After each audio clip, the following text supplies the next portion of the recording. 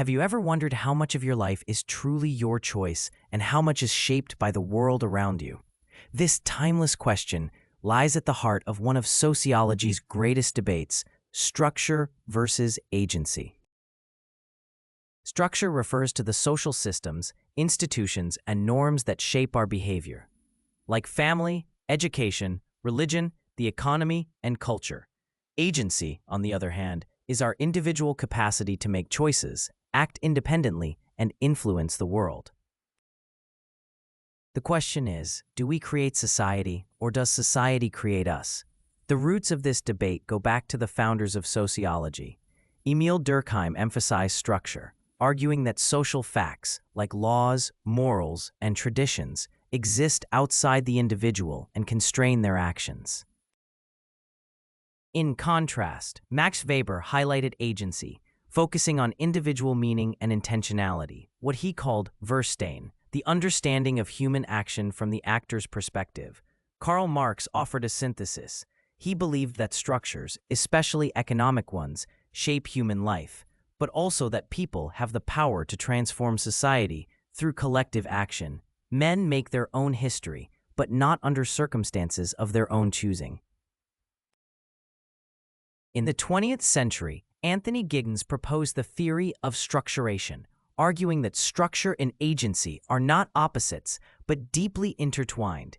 He said social structures are both the medium and the outcome of human action, meaning while society shapes us, we also reproduce or change it through our choices.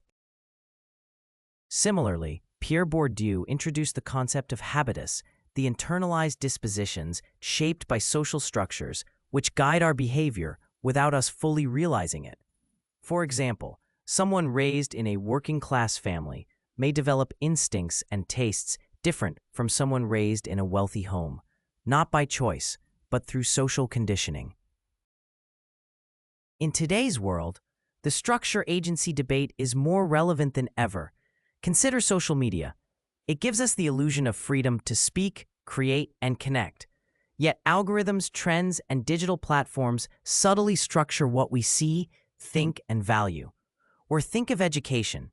A student may work hard, this is agency, but opportunities are often determined by class, race, or geography, which is structure.